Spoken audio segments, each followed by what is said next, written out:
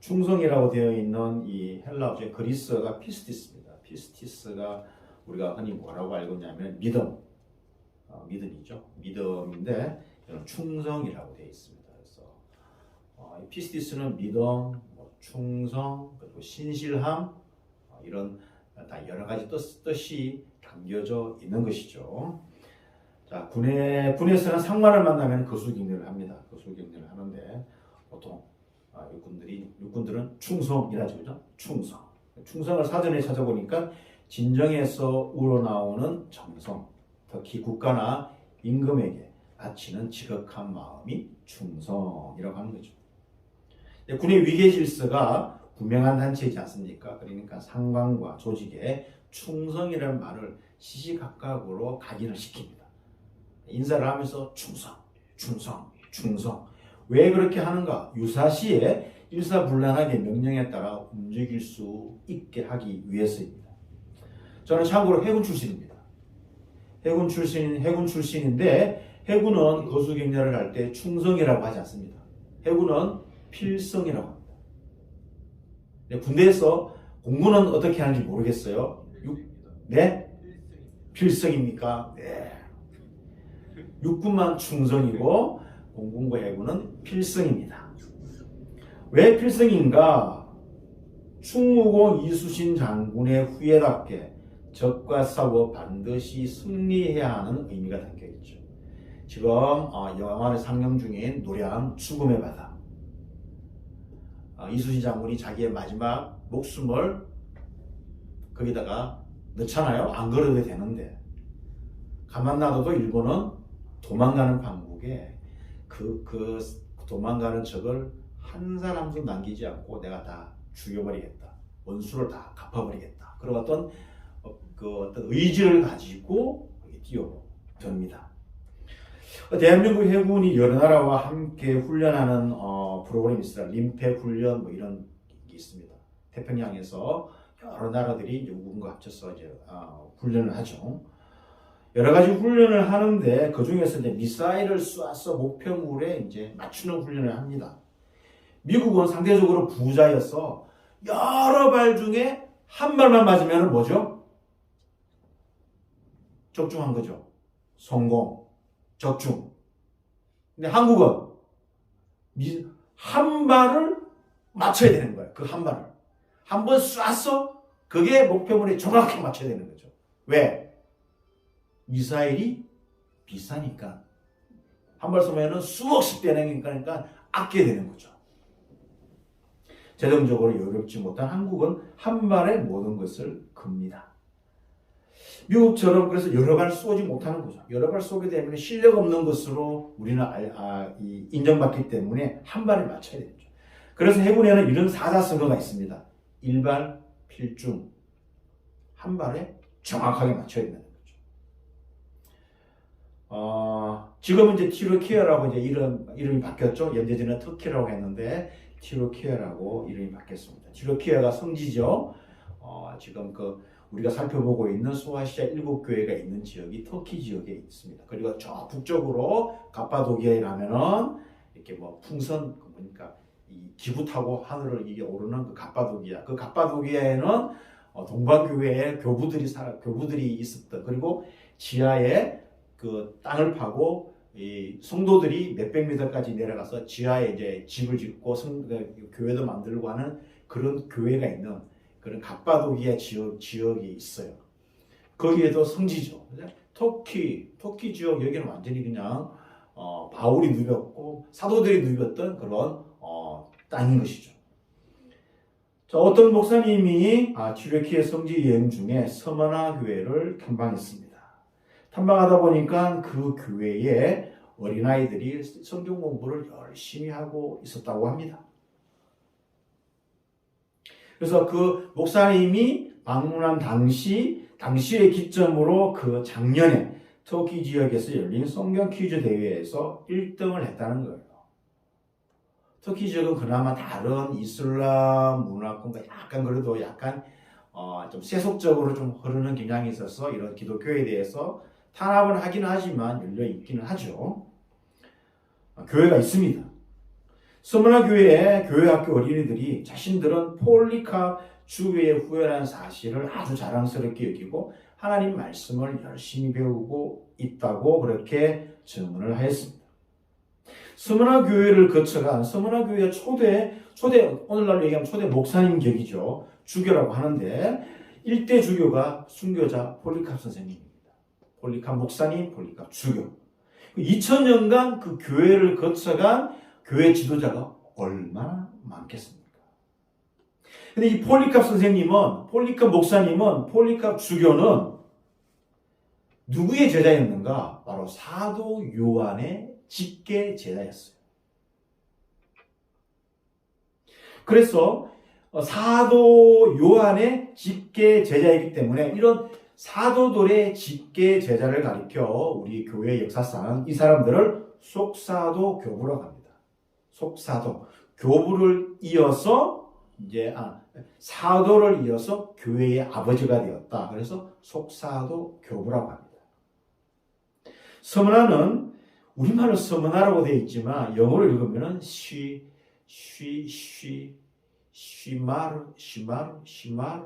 시마르나 이렇게 됩니다. 시마르나. 우리나라 말로는 서문화라고 이렇게 엉뚱한 발음을 하게 됐는지 모르겠지만 이 서문화라는 말에는 몰약이라는 뜻이 담겨져 있습니다. 7교회 가운데 책망받지 않는 유일한 교회가 아니라 두 교회 가운데 하나죠. 하나는 빌라델비아 교회, 하나는 이 서문화. 빌라델비아가 미국에 가면은 도시가 있죠. 무슨 도시? 필라델비아. 필라델비아는 뭐가 유명하죠? 여러분 최근에 마약거리로 유명하죠. 사람들이 마약에 취해가지고 막 좀비처럼 막 하면 그 필라델비아가 그렇게 변했어요. 지금. 끝까지 신실했던 충성했던 서문화 교회가 있어서 그런지 모르지만 서문화라는 이 시는 7교회가 위치한 도시가 있잖아요. 7교회가 다 위치한 지역이 있지 않아요? 그런데 지금까지 유일하게 존속한 도시가 이 서문화 교회가 위치한 도시입니다. 이는 지금 터키에서 무슨 이름으로 불리는 시인가? 이즈미르. 터키에서 2대 도시예요. 첫째 도시는 어딜까요? 이스탄불. 저기 북쪽에 유럽하고 맞닿아 있는 이스탄불. 이스탄불이 1의 도시라면 제2의 도시는 이즈미르. 인구가 약 400만 명 됩니다. 바로 이즈미르는 바로 이 바닷가를 끼고 있죠. 에게해를, 지중해라는 에게해를 끼고 있습니다. 그리고 서문화는 그리스의 전설적인 시인 호모의 고향이기도 합니다.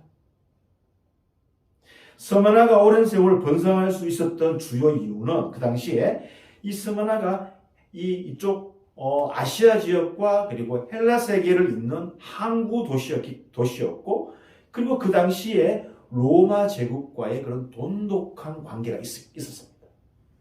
서문화는 자체에서 로마를 섬겼고 로마의 황제 숭배를 제일 먼저 받아들인 도시가 서문화 이즈미르입니다. 시마르나 영어로 이렇게 읽죠. 이즈미르, 서문화. 그러니까 영어 발음이 서문화하고 비슷하기는 해요. 제국에 충성했던 서문화는 주전 195년에 아시아 최초로 로마 여신의 신전이 세워졌습니다. 로마라는 도시가 이 이탈리아의 수도 로마 아닙니까? 이 롬 자체가 여신이에요. 로마 자체가 여신을 얘기해요. 로마가 어디에 세워졌냐면은 7 언덕 위에 세워진 도시라 해서 롬이에요. 그리고 로마 자체가 여신을 상징해요. 그래서 서문화는 아시아 지역에서 황제 숭배의 중심지였습니다. 로마 여신의 신전이 세워지고 로마 제국의 속국으로서 황제를 숭배하는 그런 일에 제일 앞장섰던 도시였습니다. 그래서 주변 지역의 황제 숭배를 위한 신전을 총괄하는 그런 기능도 감당하고 있었던 것이죠. 그래서 로마 제국의 신뢰를 등에 업고 경제적인 번영을 누렸습니다. 오늘 말씀해 보면은 이렇게 말씀하죠. 9절에 내가 내 환난과 궁핍을 알거니와. 가난하다는 거죠. 궁핍. 가난하다. 가난한 것을 알지만 실상은 뭐라? 내가 부유한 자다라고 그런 평가를 받습니다. 이와 반대로 계시록 3장 17절에는 라오디아 교회는 뭐라 그러죠? 스스로가 그러죠? 나는 부자다. 부요해서 부족한 것이 없다라고 이렇게 자처해서 자기들이 부자라고 하는데 예수님은 뭐라고 하죠? 이 공부한 것과 가련한 것과 가난한 것과 눈먼 것과 벌거벗은 쓴 것을 알지 못한다. 주님께서 그런 평가를 내립니다. 자기들은 부자라고 자처했지만 주님이 내린 평가는 그와는 전혀 반대였다는 것이죠. 그러니까 우리 자신이 내리는 평가 그리고 주님이 바라보시는 평가는 다르다는 것을 아는 거죠. 이것을 하나님 또 얘기하죠. 하나님 또 얘기합니다. 나의 생각은 너희의 생각과 기본적으로 다르다. 한국 교회가 얼마나 부유한 교회입니까? 물론 개척교회 그리고 위자립 교회들이 상대적으로 많이 있지만 그러나 그럼에도 불구하고 한국 교회는 부유하다라고 스스로 평가할 수 있습니다. 물질적으로도 부유하고 그리고 교인들의 수가 또 그렇게 또 많죠. 한때 1200만 명에 달았다고 하지만 오늘에는 한 700만 정도로 이렇게 엄청나게 많은 수들이 이렇게 줄었습니다. 그럼에도 불구하고 교인들이 많이 있습니다. 그러나 주님은 한국 교회가 실상은 가난하다고 평가할지 모르겠습니다.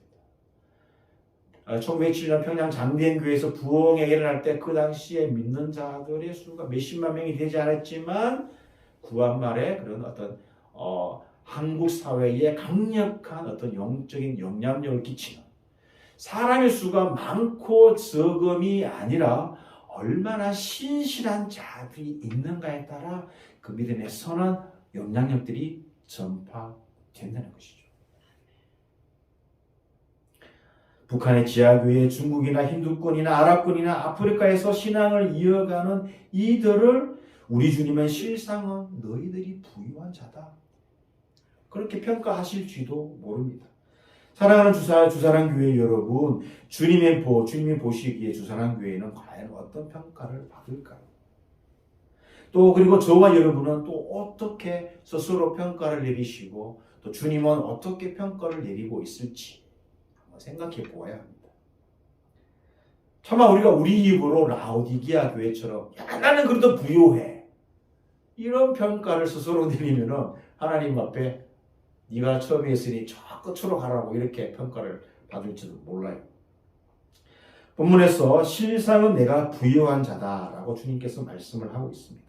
그러면 왜 부유한지 그 이유를 살펴봐야 되지 않겠습니까? 스무나 교회가 실상은 내가 부유한 자라고 주님께로부터 칭찬을 받은 이 근본적인 이유는 그들이 진리의 길을 갔기 때문이었습니다. 그러면서 주님은 이렇게 말씀했습니다. 안다. 환난과 궁핍을 안다. 자칭 유대인이라 하는 자들의 비방도 안다. 두 가지 안다라고 했어요. 크게 환난이라고 되어 있잖아요. 크게 환난이라고 되어 있는데 그 환난 안에 두 가지가 들어가 있어요. 하나는 뭐죠? 궁핍. 그리고 하나는 비방. 궁핍과 비방을 다 모아서 환난. 이 두 가지를 우리 주님이 알고 있다라고 이야기를 하고 있습니다. 우상 숭배가 가득한 스무나에 복음이 들어가고 교회가 세워졌습니다. 자, 이런 도시에서 믿음 생활을 한다는 것은 극심한 환난에 직면하는 것을 의미하는 것과 마찬가지입니다. 제가 예전에 한번 얘기했죠. 인도네시아 국민들은 기본적으로 주민등록증에 5가지 종교가 기록된다고.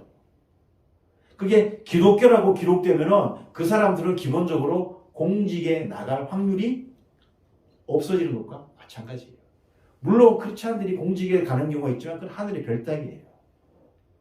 크리스찬으로서 인도네시아에서 크리스찬으로 살아간다는 것은 어떤 괜찮은 직업을 갖고 살기가 힘들다는 거예요. 그리고 우상숭배가 가득한 스무나에 주 예수 그리스도의 복음을 듣고 살아간다는 것도 바로 이런 극심한 환난에 직면함을 의미했어요. 왜냐하면 요한계시록이 기록될 당시의 그런 배경이 도미티아누스 황제 때 황제의 숭배에 대한 압력이 전반적으로 제국에서 번져나가고 있었거든요. 서머나는 시민사회였어요. 오늘처럼 뭐 인구 400만이 다 사는 그런 도시는 아니었지만 시민사회였습니다. 시민사회에서는 도시의 번영과 질서를 위해서 시민에게 부과되는 그런 의무가 있었습니다.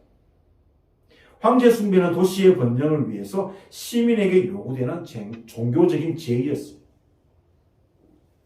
이를 행하지 않으면 당연히 불이익을 받을 수밖에 없었어요. 그리고 도시다 보니까 상업연합 조직인 길드가 있었어요. 우리나라식으로 얘기하면 뭐예요? 협동조합, 조합이죠? 조합, 노동조합, 양계조합, 낙농조합, 농협, 수협 이런 것도 마찬가지로 협동조합이 있는 거죠. 그래서 길드가 있었기 때문에 집단적으로 길드가 섬기는 수호신과 그리고 황제를 숭배했습니다. 그러니까 이런 길드 장사를 하려면 길드에 들어가야 되고, 그럼 길드에서 활동을 하려면 이방신을 섬겨야 되고 황제 숭배를 해야 되는데 이걸 정기적으로 해야 되는 거죠. 오늘날 얘기하면 한국적으로 얘기하면 조합에 들어갔는데 이 조합에는 심심치 않게 뭐 하죠?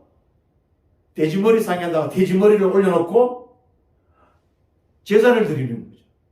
저도 해군에서 복무를 했는데, 아이고, 6개월 동안 우리가 이제 이 함선을 이제 수리하고 이제 훈련 마치고 이제 본격적으로 이제 배 이제 이제 임무를 수행하는데 아니나 다를까 배 한미에서 그냥 함장하고 전 대원들이 나와가지고 돼지머리를 내놓고 제사를 드리는 거죠. 이런 거예요. 정기적으로 우상에 가서 예배하고 제사를 드려야 하는 것이죠.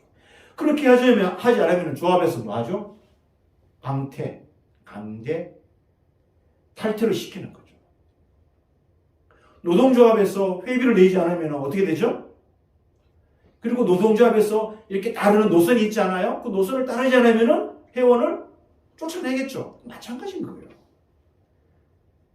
조합에서 강제 탈퇴시키고, 그리고 그런 딱지가 붙으면 어느 조합에서도 받아들이지 않는 거예요. 그러면 어떻게 되는 거죠? 경제적인 활동을 할 수가 없는 거예요. 그렇게 되니까 뭐를 겪는 거죠? 궁핍함을, 가난함을 겪게 되는 거예요. 그래서 본문에서 이를 환란이다라고 표현하는 거예요. 그리고 이 환란은 또 하나가 포함되는데 그것은 유대인의 비방으로 이어졌습니다. 로마 제국은 유대인들의 풍습과 신앙을 인정해 주었어요. 독특한 유대인들의 그런 신앙과 풍습을 그냥 인정해 주었어요. 물론 한때 로마 황제가 화가 나가지고 AD 46년인가 그때 로마에 사는 모든 유대인들은 다 로마에서 떠나가라고. 그래서 브리스길라와 아굴라가 어디로 갔어? 고린도로 갔어. 고린도에서 누구를 만났죠? 바울을 만날 배경이 로마에 사는 모든 유대인들을 황제가 추방했기 때문이었어요. 그런 적도 있었다는 거죠. 그럼에도 불구하고 로마는 유대인들의 그런 신앙과 유대인들을 인정해 주었어요. 왜냐하면은 유대인들은 로마 제국과 평화롭게 지내기 위해서 황제를 신으로 숭배하는 것은 우린 그거 못한다. 우리는 유일신 하나님만을 섬길 수 있지만 황제 숭배는 못하지만 통치자로서 황제를 존경하고 우리가 당신을 위해서 기도한다. 이렇게 협약을 맺으니까 로마 황제가 그걸 받아들이는 거죠. 그런데 십자가에 못 박혀 죽은 죄인을 메시아, 그리고 크리스토스, 그리고 키리오스로 그렇게 경배하는 이들이 어떻게 되겠어요? 신선 모독자로 몰릴 수가 많은 거죠. 로마 황제를 시저, 주, 키리오스, 주로 모셔야 되는데 이 그리스도인들은 십자가에 죽은 예수를 진정한 키리오스라고 주장하기 때문에 사람들로부터 오해를 받기 시작했던 것이죠. 그리고 유대인들은 이방인이었지만 유대인의 하나님을 깊이 경외하는 자들이 있었어요. 그러니까 유대인으로 개종하지 않고 할례를 받지 않고 율법을 완전히 지키지 않지만 그러나 정기적으로 회당에 와서 유대인들과 함께 누굴 예배해요? 하나님을 예배하는 사람을 하나님을 경외하는 자들이라고 해요. 유태교로 개종하지 않았지만 그러나 함께 회당에서 하나님을 예배하는 이방인들을 하나님을 경외하는 자들이다. 그런데 사도 바울이 회당으로 다니면서 곳곳에 전도하면서 이런 하나님을 경외하고 그리고 귀부인들을 꼬셔가지고 뭘 믿게 하죠? 예수 믿게 만들잖아요. 자기 눈에는 보니까 꼬셔가지고 이렇게 예수 믿게 하는 거예요. 점점 더 많은 사람들이 하나님을 경외하는 자들이 그 예수, 이단의 괴수였던 예수라는 자를 믿기 시작하니까 뭐가 생기겠어요? 시기가 생기는 거죠. 저거 그만 놔두면 안 되겠다. AD 70년에 예루살렘이 멸망한 다음에 이런 일들이 시기들이 더 많아졌어요. 그전에는 회당에서 유태인과 그리스도인들이 함께 모여서 예배드리는 서로 싸우지 않고 이렇게 공유 있게 함께 지낼 수 있었어요. 그런데 예루살렘이 점령당하고 난 뒤 이게 이제 갈라지기 시작하는 거죠. 갈라지기 시작합니다. 동거하지 못하게 됩니다. 그래서 여러분 요한복음을 다시 읽어보면은 요한복음에 무슨 단어가 나오죠? 출교라는 단어가 나와요. 예수님 당시에 출교라는 말이 있을 수가 없죠. 그러니까 요한복음이 기록될 당시의 배경을 출교라는 그 단어를 그 본문에다 집어넣는 거죠. 그 당시 예수님을 따르는 자들은 유대교 안에서 출교를 당한다는 거죠. 예수님 당시에는 출교라는 단어가 없었어요. 함께 거하는 거였죠. 이런 상황이 AD 70년 예루살렘 멸망 후에 급격히 가속화되는 거죠. 그리고 황제 숭배를 거부하는 자들이라고 고소하기 시작했어요. 로마가 추구하는 세계 평화를 파괴하고 황제 숭배를 거부하는 자들이라고 고소하죠. 그리고 당시 로마 제국 황제를 숭배하지 않는 신흥 종교에 대해서는 굉장히 적대적이었어요. 유대교에 대해서는 그렇게 관대함을 베풀었지만 신흥 종교에 대해서는 굉장히 적대적이었어요. 그리고 관리들은 조직적으로 핍박은 하지 않았지만 자기들이 나서서 예수 믿는 자들을 핍박하지 않았지만 일반 시민들이 고발하면 들어갑니다.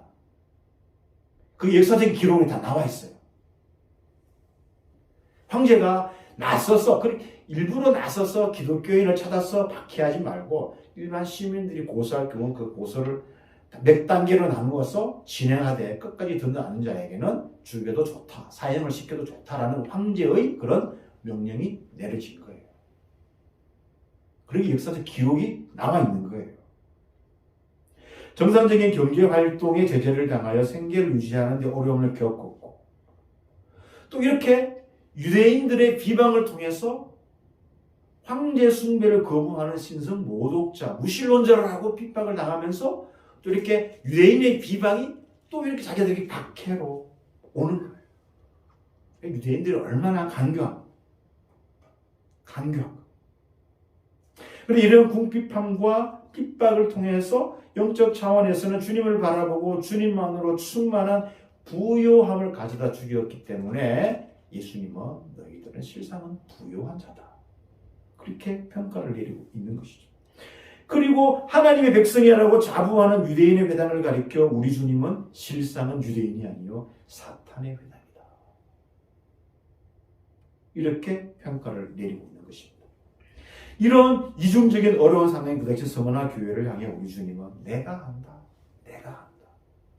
너의 가난함을 내가 안다. 유대인의 피방도 안다. 내가 안다. 라고 위로하는 거예요. 안다. 알아주는 거. 내가 섬기는 그 하나님이 나의 형편을 아신다. 얼마나 위로가 되는 말씀이에요. 사랑하는 주사랑교회 성도 여러분, 교인들 가운데 여러 가지 사정으로 어려움을 당하고 있는 분들이 많이 있습니다. 육신적인 아픔, 또 경제적인 힘듦, 지금 우리 주님이 우리에게 말씀하신다면 똑같은 말씀 아니겠습니까? 그래, 내가 안다. 조금만 더 믿음으로 견뎌봐. 그렇게 격려하지 않으실까요? 그러시면서 우리에게 환난과 궁핍을 당하더라도 믿음을 잃지 말고 진리 가운데 살아가라고 동일하게 말씀을 하시는 거죠. 서문화 교회를 통해서 우리에게 전해주는 말씀이 바로 이거예요. 우리 주님이 우리의 어려움을 누구보다도 잘 알고 계십니다. 이 말은 뭐예요? 우리 주님이 내가 너를 지켜보고 있다는 말씀이고, 우리 주님이 내가 너를 기억하고 있다는 말씀이고, 우리 주님이 안타까운 심정으로 바라보고 있다라는 말씀입니다. 이런 궁핍과 유대인의 비방을 알고 계신 우리 주님은 서문화 교회를 향해서 하나 권면하는 거죠. 너희가 10일 동안 환난을 받으리라. 내가 죽도록 충성하라. 충성이라는 단어가 나오는 거죠. 이런 권면을 주죠. 설령 죽음에 이른다고 하더라도 믿음을 지키라는 것이죠. 10일이란 단어를 쓴 것은 정확히 숫자로 10일간 정확한 시험이 아니라 10일이라는 것은 제한된 기간, 혹독하지만 그 기간이 짧은 기간이니 버텨내어라 라는 말입니다. 우리 10일이라는 이 단어를 보면은 다니엘서에 다니엘과 세 친구들이 뭘 하죠? 물과 채소만 먹고 며칠? 10일간. 시어 테스트하죠? 그거 유사한 거예요. 그 다니엘서를 반영하는 말씀이에요. 하나님께서 전적인 신뢰의 진실성을 증명해 보이는 기간이 10일. 짧은 기간. 인내하라는 거죠. 다니엘과 세 친구처럼 서문화 교회에도 짧은 기간이지만 시련이 닥쳐오는 이 시간에도 견뎌내고 죽도록 충성하라고 권면을 해줄 수 있는 것입니다. 자, 서문화 교회는 교회사에서 믿음을 지킨 교회로 유명하다고 말씀드리지 않습니까? 이 교회의 초대 주교가 폴리캅이었다고. 이 폴리캅 주교가 AD 155년에 순교합니다. AD 155년. 폴리캅. 기록에 의하면 흥분한 폭도들이 무신론자들에게 죽음을, 무신론자들에게 죽음을, 무신론자들에게 죽음을 이런 함성과 고발되어서 폴리캅 주교는 법정에 서게 됩니다. 아니 폴리캅 주교는 하나님을 믿는 신앙인인데 서문화의 시민들은 폴리캅 주교를 뭐라고요? 무신론자라고. 그 말 뭐예요? 이방 우상을 섬기지 않고 황제를 숭배하지 않기 때문에 무신론자라고 하는 거죠. 그렇게 정의를 내린 거예요. 이방인들은 이방 우상을 섬기지 아니하고 이방 신들을 섬기지 않고 황제 숭배를 하지 않는 그 자체가 뭐라고요? 무신론자예요. 그래서 이렇게 보니까 재판장이 이렇게 보니까 연로하신 거예요. 끝까지 버티면은 죽여야 되잖아요. 연로하신 어르신 죽였으면 뭐 하겠습니까? 그런 재판장이 그러지 말고 황제를 두고 맹세하고 그리스도를 저주하면은 석방해 주겠다라고 이렇게 타협안을 제시합니다. 이때 폴리캅 주교는 이런 유명한 말을 남깁니다. 내가 86년 동안 그분을 섬겼으나 한 번도 나를 저버리신 일이 없는데 어떻게 나를 구원하신 나의 왕을 저주할 수 있단 말입니까? 이런 유명한 말을 합니다. 재판관이 폴리캅 주교를 산채로 태워 죽이겠다고 위협하자 폴리캅 주교는 재판관이 붙인 불은 순간이지만 지옥의 영원한 불길은 꺼지지 않습니다 라고 대답했다고 합니다. 기둥에 묶여 화형을 기다리고 있을 때 하늘을 보고 이렇게 기도했습니다. 전능하신 주 하나님, 제가 이러한 영광을 받을 수 있도록 허락해 주셔서 감사합니다. 다른 순교자들과 함께 그리스도의 잔에 참여할 수 있게 하여 주셔서 감사합니다. 당신을 찬양하며 영광을 돌립니다. 아멘. 폴리캅 주교는 화형에 처해졌지만 내려오는 전설에 의하면 불에 타지 않아 결국 칼로 죽임을 당했다고 해요. 폴리캅 주교는 서문화 교회를 향한 주님의 권면을 흘려듣지 않았습니다. 그 말씀을 가슴에 품고 살았습니다. 내가 환난을 당하나 10일까지다. 죽도록 충성하라 신실하다. 그럼 내가 생명의 생명관을 내게 주겠다라고 주님의 약속을 폴리캅 주교는 가슴에 담고 있었던 것이었죠. 그래서 소아시아 7교회 가운데 유일하게 2000년이 지나도 여전히 살아있는 교회가 무슨 교회? 서머나 교회입니다. 7교회 가운데 2000년간 계속해서 박해를 받아온 서머나 교회는 지금도 박해를 받고 있는 거죠. 무슬림권에서 아랍인들에게. 그래도 김나영 권사님의 동생 김상대 선교사님이 이집트에서 선교하시는데 이집트에는 콥트 교도들이 있어요.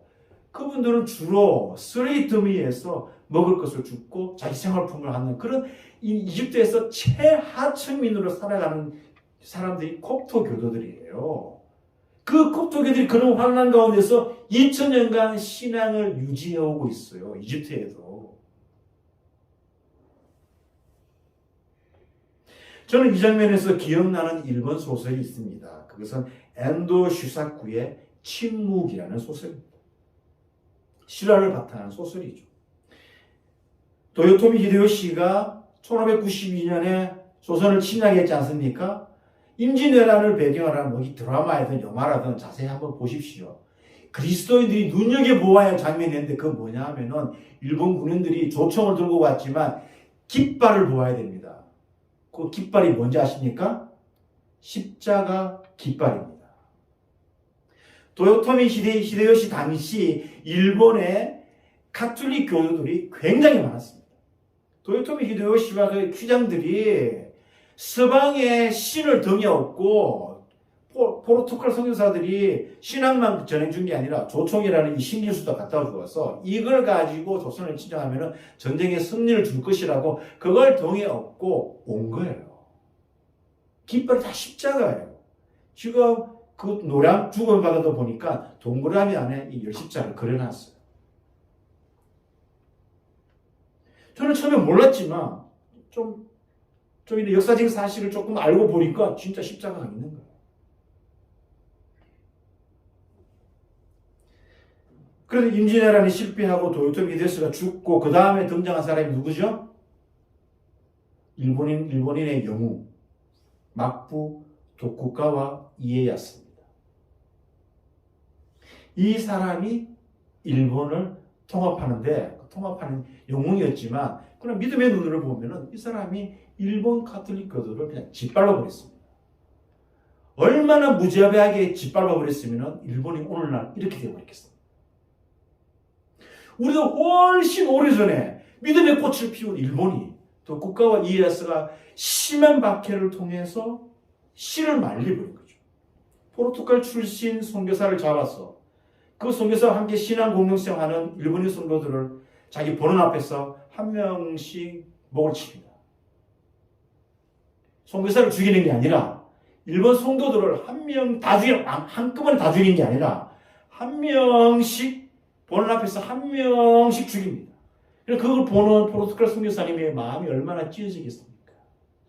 차라리 내가 배교하겠다. 저들을 살리기 위해서 차라리 내가 배교하겠다. 그리스도의 성화를 짓밟고 지나가라. 오랜 고민 끝에 그걸 그렇게 합니다.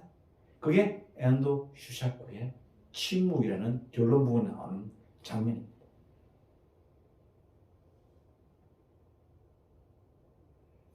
도쿠가와의 심한 박해에도 불구하고 일본의 그리스도인들이 서머나 교회처럼 죽도록 주님께 충성했다면 오늘날의 일본의 판도는 완전히 달라졌을 겁니다.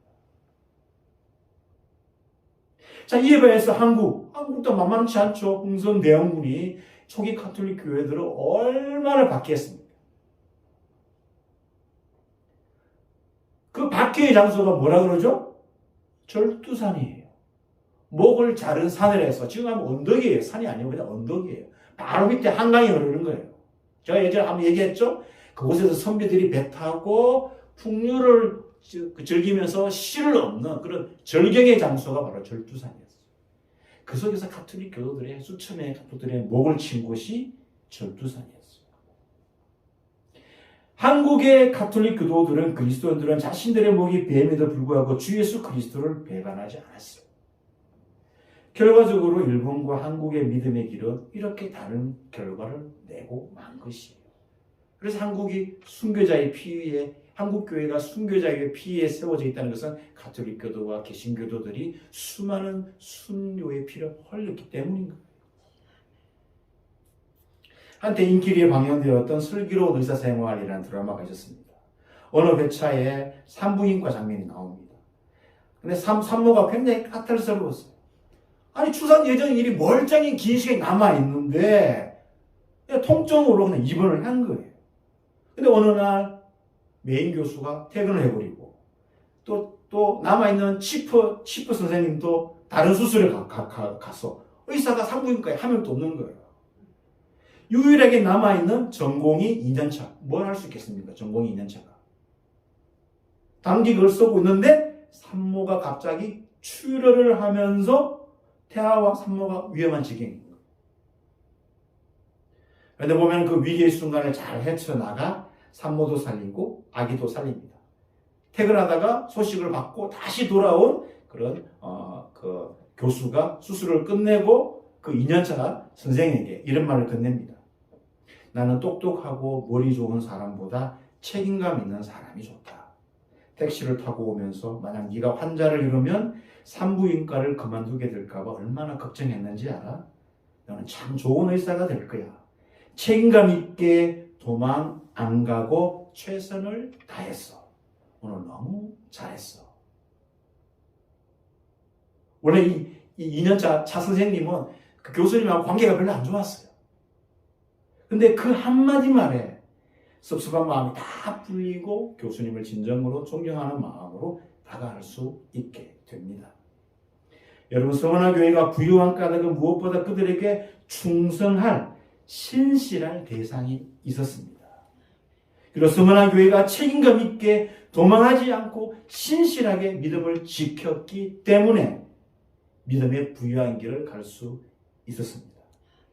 부유할 수 있는 까닭도 충성할 신실할 수 있는 대상인 예수님이 있었기 때문입니다.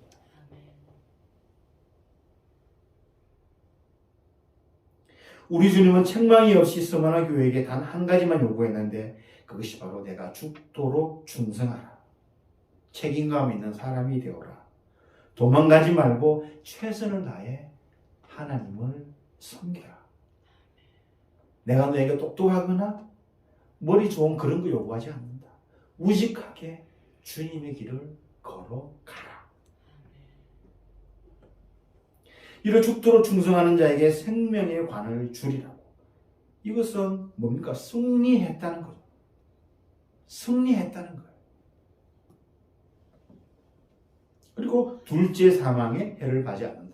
모든 사람이 첫째 사망의 해를, 저나 여러분들이나 예수 믿지 않는 사람들이나 첫째 사망은 다 받지만 둘째 사망의 해를 받지 않는다고.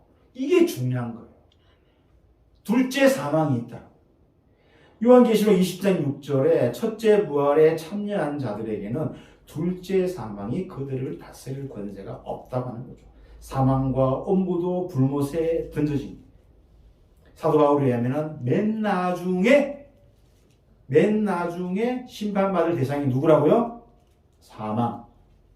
사망과 엄부도 불못에 던져지니 이것은 둘째 사망 곧 불못이라.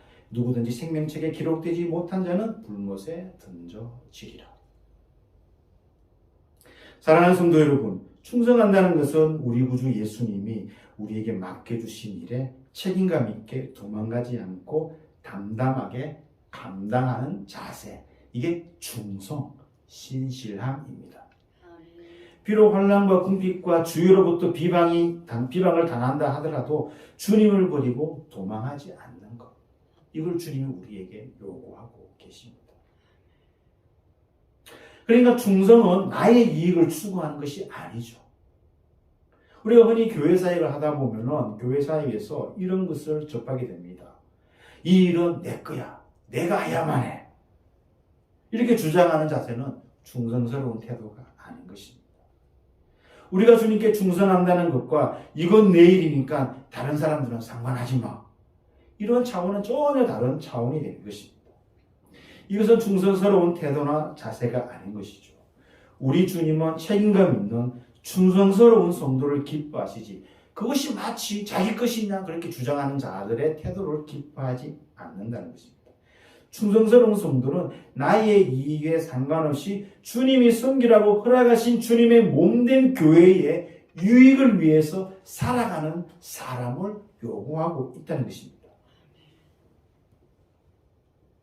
그래서 저와 여러분들이 주님 앞에 네가 실상은 부유한 자라고 칭찬을 받으며 주님께 죽도록 충성하여 생명의 관과 둘째 사망의 해를 받지 않기를 소망하며 그렇게 신실하게 살아가는 저와 여러분이 되시기를 주님의 이름으로 간절히 축원합니다.